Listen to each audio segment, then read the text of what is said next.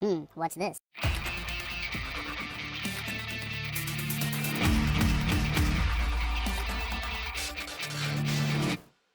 Hello, welcome back to the Freak Show. Bumpy McSquigums here. I want to thank you all for joining me once again for the next episode of Ember. I guess we're going to go in here and talk to our guy. That's right, Sirma, we wouldn't like him when he's angry, is ready to speak. Let's see what he has to say. Lightbringer. A Lightbringer. Here in our presence, exactly as in our plan. Oh, forgive my effusiveness. We hadn't dared to hope. Okay. Are you Sirma, the head monk? This temple is impressive. Temple's impressive. Radiance, this monastery was built upon the ruins of an ancient Lightbringer temple. We have dedicated our lives to two ends, preserving the ideals of the Lightbringers and protecting the Embers in your stead. And you are the head monk? Correct, I provide whatever guidance I can to those of our order, and it was I who set the plan in motion to resurrect you. We needed a Lightbringer desperately. Only your power can save the Embers. And Domus. Why did you resurrect me? Your people, the Lightbringers, had a mutually beneficial relationship with the Embers. But the three races shamelessly exploited them, tapping their life energy as a power source. This, of course, kills them.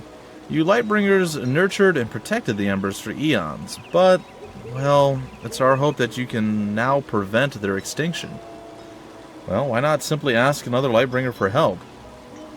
Can you tell me more about these Embers? How was it possible for Corrin to resurrect me? I don't understand how I alone can change the fate of the Embers. Why not ask another Lightbringer? Well, we had hoped you might already have discovered the answer to that, but, well, there's no gentle way to explain, so forgive our bluntness. You are the only remaining Lightbringer. The three races went to war with your people and prevailed. The Lightbringers ceased to be. Well, I see, but why me? We chose to resurrect you, in particular, because the location and condition of your tomb indicated you were a great hero in your time. A leader. That is what we need. We regret having to awaken you to what must be a miserable reality. Well, can you tell me how it was possible for Corrin to resurrect me? This temple contains a library filled with the Lightbringers' collected wisdom. This includes a ritual that will bring a Lightbringer back from the void in time of great need. The library is at your disposal. I'm sure it can answer many of your questions. Oh, yay, more reading, guys. It's okay, I'm not complaining, I'm just saying. I know a lot of people want more gameplay, some people want more stories, so, I mean, it'll please some, it'll upset others. Who can say? I seem to remember nothing of my people. We had hoped that you might... Oh, okay. What can you tell me about these Embers? Embers are small fire sprites that can impart magical powers onto people and objects. They appear in various colors, shapes, and sizes, with the larger ones even having the ability to speak and reason. The three races view them merely as currency, as a source of power. But Embers are, in fact, living, sentient creatures. I understand how I alone can change the fate of time and of the Ember. We believe your next step is to learn what it means to be a Lightbringer. Death has robbed you of your memories and your powers. Speak with the scholars here in the temple. They will help you regain some of what you've lost. Then return to us, and we will reveal your next steps. Okay, so beeth it, I guess. Well, you're the closest. I guess we'll talk to you first. Erasmus the Historian. Oh my gosh, there's so much stuff. Sand silk, a statue, a crystal ball. Oh gosh, there's so many books. Alright, well, we're going to gather all of these up. I don't know if I'm going to read them all immediately, but probably pretty soon. Alright, so we have Aloysius the Scholar, Spirit Talking, The Art of Awakening Souls. Let's read this one.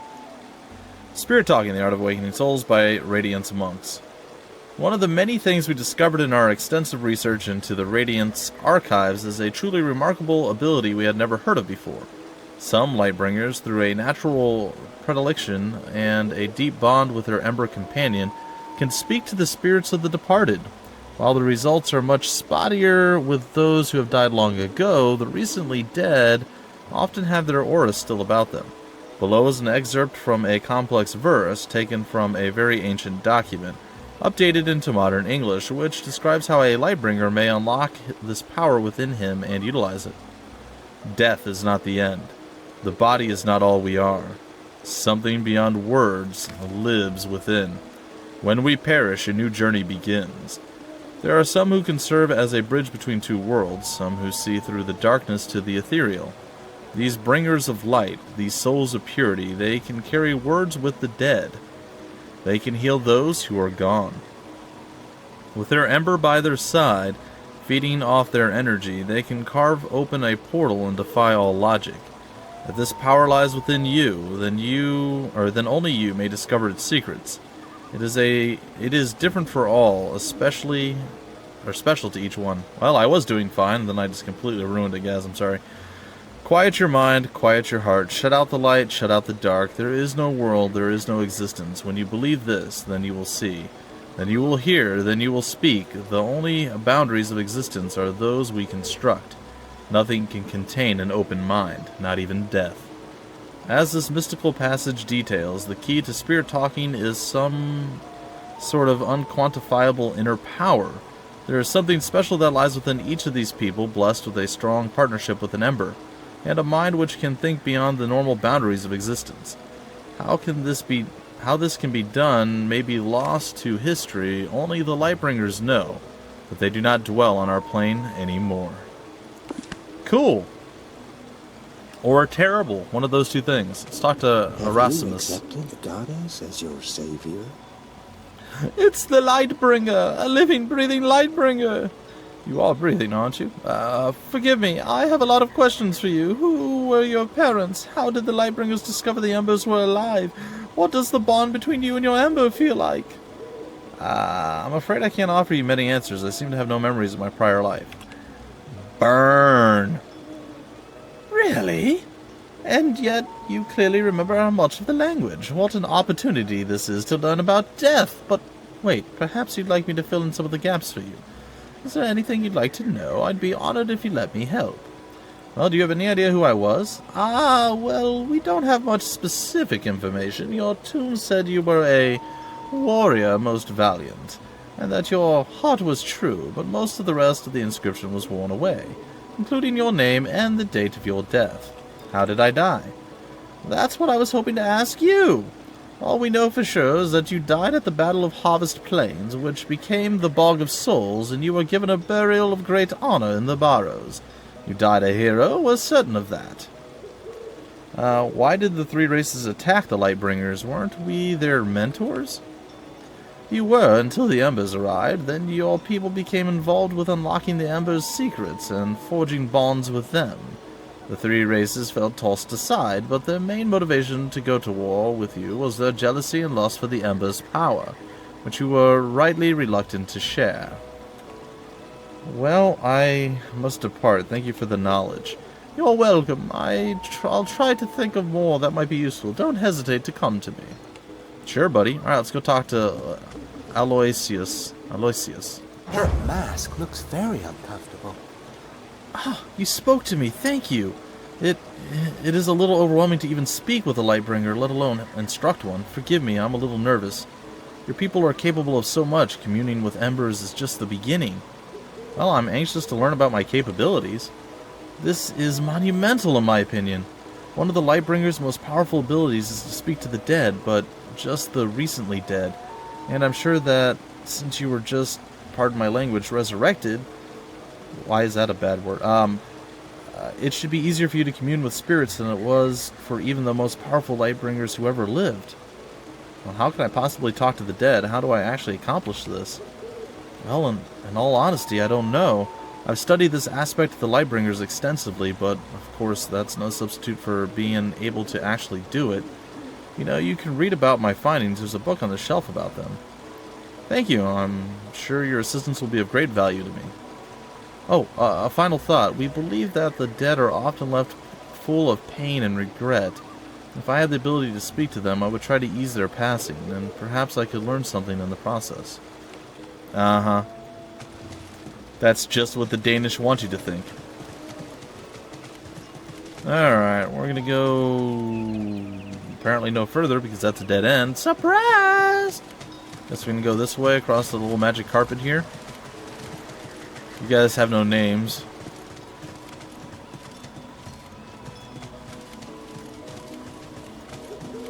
I would like to speak to all of you. Will you guys talk to me? No? Wow, this place is massive. We might not even get to do anything in this episode other than just, like, learn about us. It's Julius the librarian. Alright, sure. Lightbringer. Behind me is our library. It's small, but even so, it contains a lifetime of knowledge. Feel free to browse. And browse I shall, good sir. Browse I shall. It's not quite yet. The tenets of the shepherds. We'll get to that in a minute. Well, not in a minute, in a little while. We're probably going to go back and read some of the books that we got outside of this place before we really dive too deeply into what's inside. Oh my god, there's so many things. I think we already have the Lightbringer Legacy. Oh my goodness. A Goblin's Guide to Healthy Living. That's awesome. I love everything about all of this. I like the fact that you don't have to sit here and read it right away. You can actually do some stuff and then come back and get all this lore and knowledge and not have to like return to this spot. Like, you carry the library with you, and I think that is an excellent, excellent, excellent choice that the game developer has added to the game. Like, I like this a lot. Oh, we received 1 vitality for this.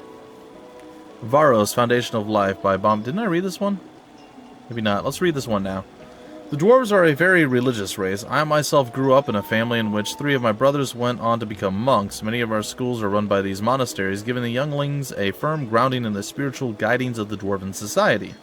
The foundations of who we are and our beliefs lie in the stone god Varos. Varos, along with his compatriots, Sero and Agnitio, and Humus, form the backbone of the Domus origin story, at least from a religious perspective. The belief is that each god chose to birth a new race onto Domus for whatever purpose. What makes Varos so unique, though, is that he was already a father. In the Dark Ages, Varos created the Shards, a dastardly vile race with skin as hard and as cold as the rocks our 2 races love so much. The Shards were a disappointment given to violent tendencies and struggling greatly to reproduce on their own. Varos sought to correct his error with the dwarves. This decision also makes Varos wholly unique. He is the only god to acknowledge his mistake and attempt to correct it. The ability to err makes him imperfect and quite nearly contradicts the very definition of a god. So why do the dwarves worship him so? Well, the root of our faith lies in this imperfection. Varos is potentially fallible, and that makes him a better spiritual leader than a god which claims to be anything but. None of the races in this land are perfect, so the natural byproduct then is that those who created them must not be perfect either. It is an interesting and unusual position for a faith, but one that has made the dwarves strong and allowed those who wish to question their beliefs and grow stronger in doing so. Dwarves have faced many hardships in their time in Domus. We spent many years fighting the Shards, our forebears, not because we wanted to, but because the Shards could simply not tolerate our existence. The irony is, we have come to view our never-ending battle with the Shards as a test of the mettle of our race. The Shards have always viewed it the same way. They believe that Varos created the dwarves out of disapproval of the Shards' ways, and that the only way to re-earn that affection was to prove to him that they were the superior creation. They believe that the truth lies only through our deaths. So yes, we both still pray to Varos, a complicated god with a complicated relationship to his creation. We know little about him or his true origins. None of us have ever seen him. We have no idea if he truly exists. Perhaps because the dwarves and the Shards value the same things, be it rocks, gems, and the underground, our violent conflict was inevitable. Perhaps one day we will realize that much of what we believe is a fictional creation perpetrated by elders looking for answers. But for now, our faith is strong and unshaken. We have taken everything thrown at us and grown stronger because of it. We believe Varos loves us and has put us here for a reason. We won't stop working till we dig deep enough to find it. Love it. Anyway, guys and gals, I'm still going to say that this is just a genius move on the part of the developer to bring all of the lore with you and be able to read it at any point. So if you want to read a little bit about the lore, or say, again, since this is kind of designed with the mobile platform in mind, say there's a time you're sitting there you want to play a bit, and there's other times where you're like, I don't really feel like getting into the game, and then having to stop. You know, I'll just go and read some of the cool backstory and the lore and stuff. And you can do that from any point in the game. It's really, really an enlightened and a great idea. The Darkbringer Treachery, that one I want to read, but not right now. I want to read it actually right now, but I'm not going to. Again, I'm going to try to get through this as best I can. Darius, a scholar, what do you have to say to me? I am afraid I've been selected to offer you the gravest of teachings, Lightbringer. You are not the only one to have been recently resurrected. We have also learned that a Darkbringer has been awoken. His fury is unmatched in all of Domus. Who is this Darkbringer? His name has been lost to time, but he was part of a sect of Lightbringers who, during the War of the Flames, sensed doom was near. They betrayed their own people in the belief that they would be spared. Imagine the powers of Lightbringers and Embers combined and turned to destruction. Well, it sounds like these Darkbringers are devoid of honor. You put it kindly, they, along with the three races, hunted the Lightbringers to extinction. The very cruelty of it corrupted their souls and literally darkened their appearances. The Darkbringers dealt the deciding blow in the war at Harvest Plains, or what we now call the Bog of Souls. There's no end to the horrors that the races of Domus have inflicted on each other, is there? Listen, that's not all. The great irony came directly after the Darkbringers slaughtered the Lightbringers on the Harvest Plains. The three races, fearing their allies' power and evil, massacred them on the very same fields. The betrayers were betrayed. There is a book about it on the shelf, should you want to learn more about this loathsome chapter of our history. Why would one of these creatures be resurrected, and by whom? By whom? I don't know. Why? Well, any number of reasons, none benign. Listen, you must be wary. This Darkbringer can sense your existence, and he will do everything in his power to destroy you. Darkbringers were created to destroy Lightbringers. Spending hundreds of years in the void will only have sharpened their bloodlust. Does he wear robes like mine, but darker, and does he exude a chill? He found you already? Oh, that's extremely disturbing. Even more disturbing is that he let you live. For some reason. Well, he gave no indication that he wanted to kill me. He simply offered a cryptic warning about Radiance. Then he covered his exit by setting some of his followers against us. A warning about Radiance? It makes no sense. Perhaps designed to keep you confused and uncertain. Look, he must have an agenda that is furthered by keeping you alive for the moment. But his kind was created to kill Lightbringers. Do not trust him. Alright, so beeth it. And Horus the Spirited? Forgive me, but I am trying to memorize my mantra. There you are, Lightbringer, sing with me. I once met a sailor with naught but a sword. I asked for a teacup, he gave me his... You smell like a latrine. Are you really a monk? Eh? The name is Horus. I'm in charge of the winery around here. And I do a mighty fine job of it, thank you very much. Though I don't much fancy it. Never touch the stuff. Oh, you don't drink. Oh, I didn't say that. I'm an ale man. Wine is for elves and their funny masks and designer robes. Ale is for the hardy folk of Domus. Are you an ale man too? Well, I can't say I remember. Of course not, silly me. I've collected some fine books that will tell you all about the best ale houses in Domus on this bookshelf here. My personal favorite is the Busty Maid. Sounds good to me. They make a golden wheat ale that will have you singing in no time. Thanks, I'll have to visit these when my quest is complete. You won't regret it. Sing with me. There once was a whistle made out of thistle, which could call to my fair Lenore. She asked... Oh, boy. I know, my singing was awful, but it was forced. It was definitely forced. The War of the Giants. That sounds appealing, too. There's gonna be so much lore, guys and gals. Our heads are gonna explode, and it's gonna be cool. Marcus, talk to me, friend. Yes, I'm not a monk. Oh, there you are. Or are you? Can you feel it? Feel what? Oh my goddess. I'm tingling all over. You must feel it, no? Have you been eating Nightshade? Not since lunch, no. Lightbringer? Can you be so many places? Can't you feel it? Come on. Whenever you reach a place of power, you leave a bit of yourself behind. Nothing big, no important pieces. From then on, you always go back there in an instant, and back again, and anywhere else you've been, anytime. Boing, oing, oing. Alright, you're starting to make sense, which concerns me. Are you referring to some sort of teleportation? Yes, you can feel it. Wonderful teleportation is such an ugly word for such a free and beautiful thing.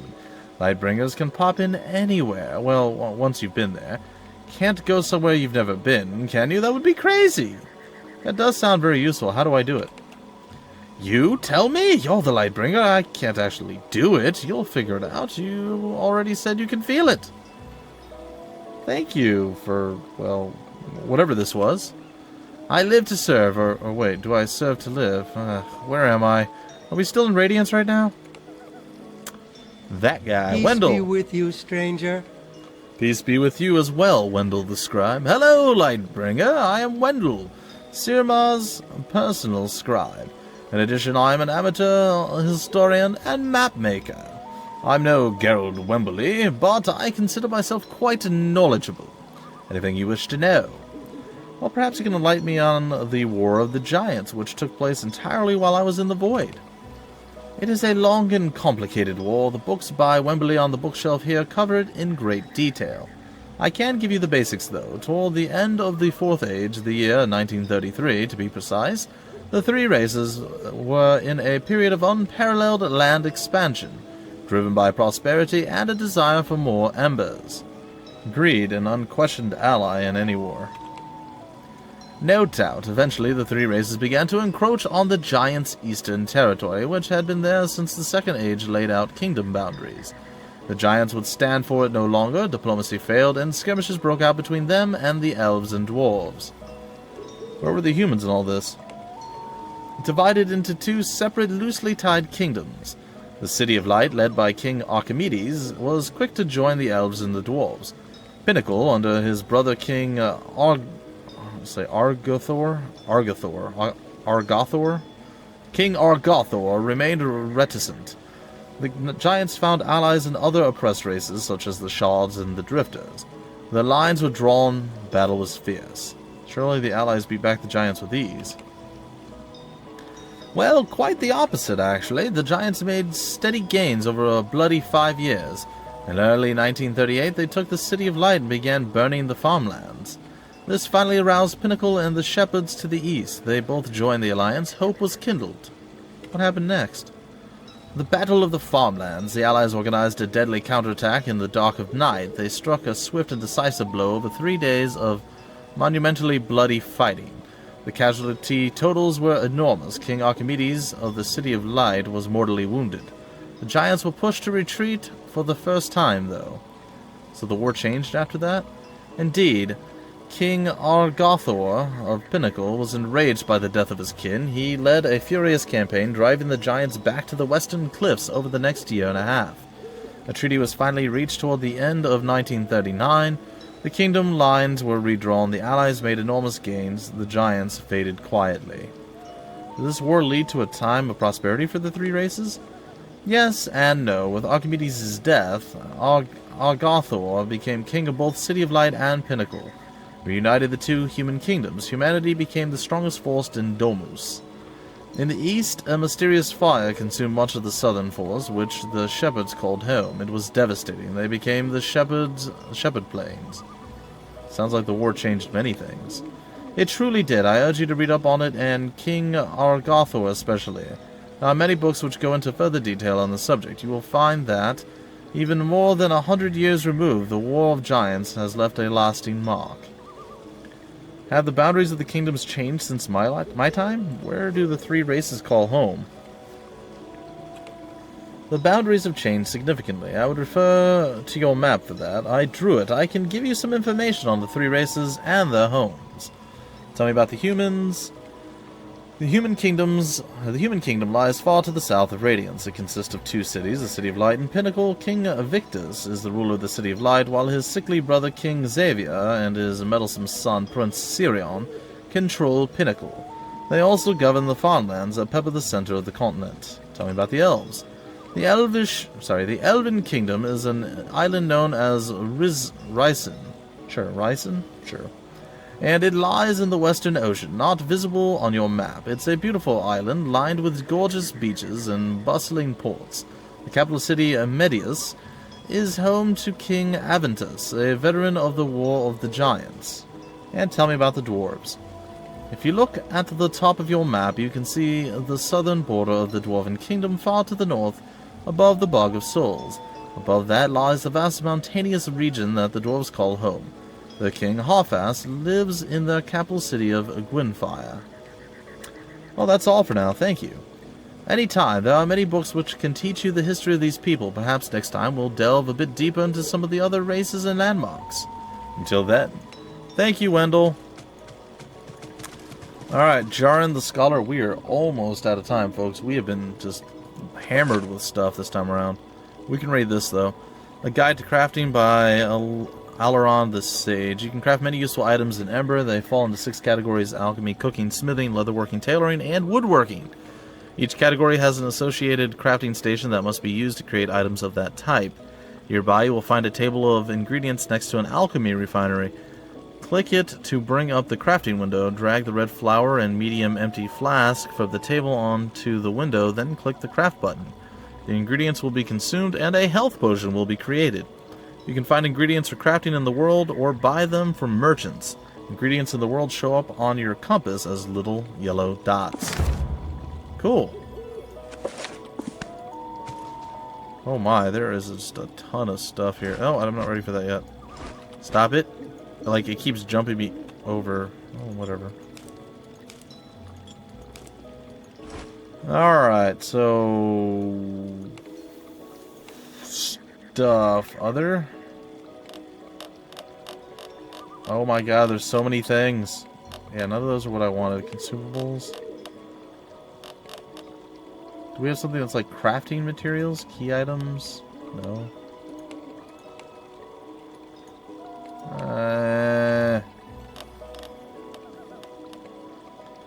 Health potion, blah blah blah blah blah blah. Really? Like, seriously, how can we not have these things? Alright, whatever. You know what? There's got to be like an all thing, right? Toggle inventory mode? Ooh, okay, sorry.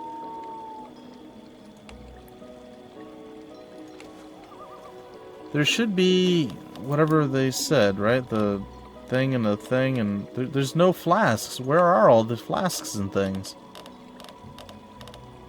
Are they at the top of this? There's food seasoning, fishing, copper ore. Oh, they are. They are. Okay, that's why. Well, maybe. Yeah, medium empty flask. Okay, we'll drag that over there. It's the one. And then what was it? Was it the Scarlet Sage, or was it the Helleborer? We'll do Scarlet Sage. And we'll craft. And we made a health potion. Take all. Yay, we're heroes. Alright, cool. Very confusing. Alright, so it's under what tab? It's under the other tab at the top. I guess I scrolled through it too quickly. Have you accepted the goddess as your savior? Lightbringer, your people were known for their resourcefulness and their ability to imbue items with the energies of embers. As a result of your lineage, you have the potential to become a master craftsman. You should be able to create both common and rare items. Really, and what sort of items? Oh, anything from simple food and potions to unique and powerful equipment. All you need are the right ingredients and an appropriate crafting station. Can you teach me to craft something? On the pedestal there you'll find a helpful book, A Guide to Crafting. It explains how to brew potions. You will also learn a few alchemical recipes for your crafting journal. You can learn other recipes by experimenting with item combinations from the books you find in the world, or by purchasing them from some merchants. Thank you, it sounds like a good start. Agreed, crafting is a most valuable skill that can greatly aid you in your quest. You would be well advised to spend some time experimenting with it. Of that I have no doubts, sir. Right now, I think we're pretty much done. I think we talked to everybody we had to talk to. Now all we have to do is return to the king. We haven't talked to Bartholomew yet. Let me guess. Not a monk. It is a great honor to assist you, Lightbringer. Let me begin by asking, do you have any memory of your old Ember companion, or the lantern in which you housed it? Oh, I'm afraid not. An Ember companion and a lantern? I don't understand. You should first understand that Lightbringers spent much of their time finding and awakening embers all over Domus. It was arduous work, but the Lightbringers were dedicated to it. Their reward came in the form of a spiritual bond, a powerful flow of energy between the ember and its companion. When used correctly, this bond could help reshape the world for good. What did the companion do? The Ember companion gave the Lightbringer the power to accomplish great things. It would share arcane knowledge, use its otherworldly power to aid in experiments, and, well, it helped its Lightbringer to discern the mysteries of the energy sources littered throughout Domus. Most importantly, perhaps, the Lightbringer and Ember would become very true, very loyal friends. Those were difficult to come by. They still are. What was the purpose of the lantern? The lantern was primarily a safety precaution for both the Lightbringer and its Ember companion. Sharing magical energy can be a dangerous endeavor. The lantern allowed the energy to be channeled or focused toward a particular task. Some of the lanterns were also quite beautiful and ornate, but we've only found a few still intact. And they are magnificent. Alright, and where do you think my companion and lantern are? Unfortunately, we can't say with certainty, but when a Lightbringer perished, its companion was often given a burial of great honor in a different section of the Barrow. That's where I would start looking. Sirma would know more. It would be worthwhile to consult with him first. Okay, well, I guess we're going to head back to Sirma if there's nobody else to talk to along the way. It looks like we have Fenrir to talk to here. A few more things, guys and gals, but before we go and we take the next big step on our quest, probably gonna end up breaking off the episode. I know, all storyline, all advancement of the plot and whatnot, guys. I'm enjoying it. I hope you're okay with it. Very uncomfortable. Ah, the Lightbringer. What a true honor. My name is Farmlands. I'm considered a bit of an expert on radiance. Is there anything I may help you with? So the residents of Darkwood unearthed this temple? Not exactly. After the War of the Flames, this area experienced a great flood. As the waters began to recede, the residents of Darkwood discovered the ruins and began to excavate them. In time, the water level lowered enough for people to renovate the temple and begin to live here. Sirma mentioned that many important Lightbringer teachings were discovered here. How is that possible? Wouldn't the water have destroyed them? Well, it is a bit of a miracle. One of the chambers was airtight and magically enhanced. When the people of Darkwood found it, they could not open it. The door finally unlocked once someone with Lightbringer ancestry accidentally touched it. From there, the monkhood was born. What exactly do the Monks of Radiance do here? Well, we are a peaceful order that teaches the same tenets that the Lightbringers lived by when they were prominent. A deep love of nature and Domus, communication instead of war, and of course the nurturing and protection of embers. Well, thank you for the information, but I must get going. Anytime, Lightbringer, I shall be here if you need me. Well, good stuff, guys and gals. I feel wiser for all of this. We're a little bit over time, but you know what? We have talked to these guys, and we are ready to deal with Sirma in the very next episode and get out and do some stuff. So, again, I hope you guys enjoyed yourself. I had a lot of fun. I enjoyed reading about the different things. I know there's a ton left to read. We'll slowly uncover it as we go through the game. Reading various books. I'm going to try to read at least something every episode and see how that goes. And I'm sure some people will love it, some people will hate it, some people will tell me, you don't need to read everything we can read. It's just going to happen, guys. You're just going to have to accept it. I apologize to those that it bothers, and I give my, what's the word? See, I'm drawing a blank right now. And you're welcome to all those that want me to read it. So there we go. I give you my welcome. It just seems weird. Anyway, folks, that's it for this episode. I'll see you next time where we hopefully get out and get to do some murder, get to do some stuff, and find out more about our Lightbringer heritage. I guess find our Ember companion seems to be what we're leaning toward here. And, well, see what's next. Anyway, folks, until the very next episode, my name's Bumpy McSquigums. Thank you for stopping by the Freak Show, and I will see you later.